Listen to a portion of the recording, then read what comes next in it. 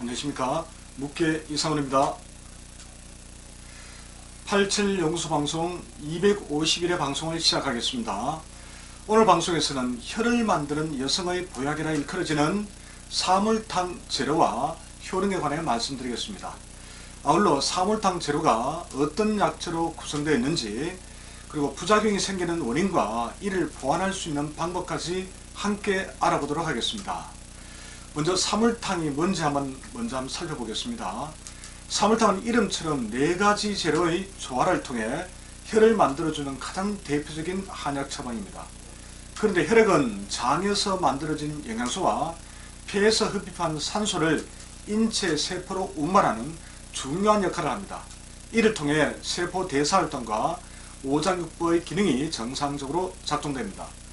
특히 혈액을 저장하는 간과 비장, 그리고 혈액을 내보내는 심장과 자궁은 혈이 충만해야만 제 기능을 발휘할 수 있습니다.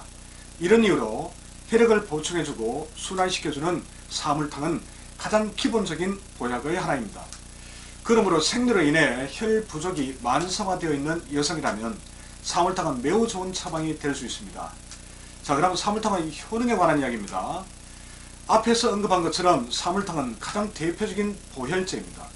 즉 혈을 만들어주는 효능이 가장 뛰어난 처방입니다. 그래서 이 사물탕을 두고 피와 관련된 모든 증상을 다스릴 수 있다고 말하기도 합니다. 특히 여성들은 생리로 인해 혈허, 즉 혈 부족이 되기 쉽습니다. 그래서 여성들의 혈 부족으로 생기는 증상이 있을 때는 가장 먼저 사물탕을 처방하는 경우가 많습니다. 그런데 이 혈액이 부족하면 어떤 일이 생길까요? 인체 기관이나 장부에 영양 공급이 되지 않아 몸의 일부 또는 전체 기능이 저하됩니다. 또한 기혈순환 분리, 자율신경 실조, 내분비계 조절 이상 등의 문제가 발생합니다. 좀 더 구체적으로 살펴보면 피부에 핏기와 윤기가 없고 안색이 나쁘고 빈혈로 인한 어지럼증, 수면장애, 탈모와 팔다리가 저린 증상, 생리불순과 생리통, 갱년기 증상 악화 등이 나타날 수 있습니다. 혈액 조성을 통해 이러한 증상을 개선해 주는 것이 바로 사물탕의 효능입니다. 그럼 사물탕은 어떤 약재들로 구성되었을까요? 사물탕은 당귀, 청궁, 백작약, 숙지향 4가지 한약 재료로 구성됩니다. 재료 구성 비율은 당귀 5g, 청궁 5g, 백작약 5g, 숙지향 5g의 같은 양으로 배합합니다. 이런 4가지 재료를 바탕으로 증상에 따라 다른 약재를 추가로 배합하여 사용하기도 합니다. 자, 그럼 구체적으로 사물탕 효능을 기대할 수 있는 증상들을 한번 살펴보겠습니다. 즉, 혈이 부족하면 구체적으로 어떤 증상이 생길 수 있는가 하는 점에 관한 이야기입니다. 다음과 같은 증상이 만약 있다면 일단 혈 부족을 의심해 볼 수 있습니다. 그럴 때 사물탕은 뛰어난 효능을 발휘합니다. 먼저 머리가 맑지 못하고 현기증이 있으며 두통이 잦다. 둘째, 기억력과 사고력이 떨어지고 건망증이 심해진다. 셋째, 눈이 건조하고 가물거리고 피로하며 아픈 증상이 있다.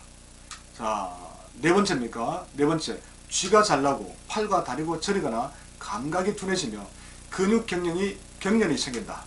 다섯 번째, 안색이 어둡거나 혈색이 없으며 피부가 거칠어진다.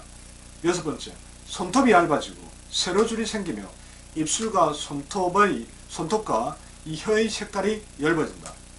일곱 번째, 가슴이 두근거리고 불안해지며 꿈이 많고 잠을 깊이 자지 못한다. 여덟 번째, 생리불순이 생기고 생리량이 줄면서 생리주기가 길어지며 심하면 생리가 끊긴다. 자, 아홉 번째, 냉증이 심해지는데 손발이 특히 차갑고 가슴과 머리로 열이 올라간다. 자, 그러면 사물탕에 4가지 약재가 사용된다고 했는데요. 각각의 약재들이 어떤 효능이 있는지 한번 또 살펴보겠습니다. 자, 당귀는 혈을 만들고 잘 돌게 하며 빈혈을 해소하며 자궁을 안정시켜 태아를 보호하고 생리불순을 치료합니다. 또한 몸을 따뜻하게 하고 혈류를 촉진해 변비 해소에도 도움이 됩니다. 장부 측면에서 당귀는 폐를 보호하는 작용이 강합니다. 자, 숙지향은 혈을 만드는 작용이 뛰어나지만 과도하게 섭취하면 소화불량과 설사를 유발할 수 있습니다. 작약은 혈을 생성하는 작용, 특히 간혈을 채워 간 기능을 개선합니다. 또한 모세혈관을 확장해 혈액순환을 촉진하므로 갱년기 증상을 개선하는 효능도 있습니다. 마지막으로 천궁은 혈관 운동을 촉진하여 혈액순환을 원활하게 하고 생리를 고르게 하며 두통 등의 통증 완화에도 도움을 줍니다. 자, 이렇게 뛰어난 사물탕인데 반드시 100% 효능만 있는 것은 아니겠죠. 드시는 분에 따라서 때로는 부작용이 생길 수도 있습니다. 이 사물탕에 사용된 약재는 대부분 혈을 만드는 약재로 구성되어 있습니다. 이런 약재들은 소화가 잘 되지 않는 단점이 있습니다. 그래서 소화 기능이 약한 분들은 소화불량, 설사, 복통이 유발될 수도 있습니다. 구체적으로 백작약은 성질이 서늘하고 당기는 장을 윤택하게 하는 작용이 있어 변이 더 묽어지거나 설사가 생길 수 있습니다. 천궁은 정유성분, 기름성분이 많이 함유되어 있어 두통을 유발하기도 합니다. 숙제향은 소화를 힘들게 하는 작용이 있습니다. 그러므로 사물탕을 드실 때는 소화를 힘들게 하고 설사를 유발할 수 있는 밀가루 음식, 돼지고기, 기름기 많은 음식 등은 피하는 것이 좋습니다. 또한 이 체질 적합도 때문에 부작용이 생기기도 합니다. 당귀와 천궁은 폐를 보호하고 간의 기운을 억제하는 작용이 강합니다. 그러므로 간이 약한 체질은 부담이 될 수도 있습니다. 이 때문에 간 기능이 약한 태양인 금치들의 경우에 사물탕을 복용 후에 부작용을 호소하는 분들이 많습니다. 그런 분들을 저는 많이 봤습니다. 그럼 이러한 사물탕의 부작용을 어떻게 보완하는 방법이 없을까요? 그래서 제가 한번 고민을 해봤습니다. 사물탕을 복용하는 이유는 한마디로 혈을 보충하기 위함입니다. 그렇다면 혈을 보충하면서도 소화불량이나 설사를 예방할 수 있는 약재를 추가하는 것이 좋습니다. 또한 사물탕은 체질적으로 태음인과 소음인에게 더 좋은 약재로 구성되어 있습니다. 그러므로 한국인에게 가장 많은 이 태양인 금체질을 고려해서 이를 고려한 약재를 추가하고 배합 비율 역시 조정할 필요가 있습니다. 덧붙여 혈이 부족하면 음액 부족으로 상열감이 생길 가능성이 큽니다. 이를 해소할 수 있는 약재를 한두 가지 더 추가한다면 매우 다양한 효능을 기대할 수 있습니다. 그렇게 만들어진 한방차가 바로 877몰에서 판매하는 두시안차입니다. 자, 오늘 방송에서는 사물탕의 효능과 부작용 그리고 이를 보완해주는 한방차인 두시안차에 대해서 알아보았습니다. 아무쪼록 오늘 설명드린 내용이 여러분들께 도움이 되었으면 좋겠습니다.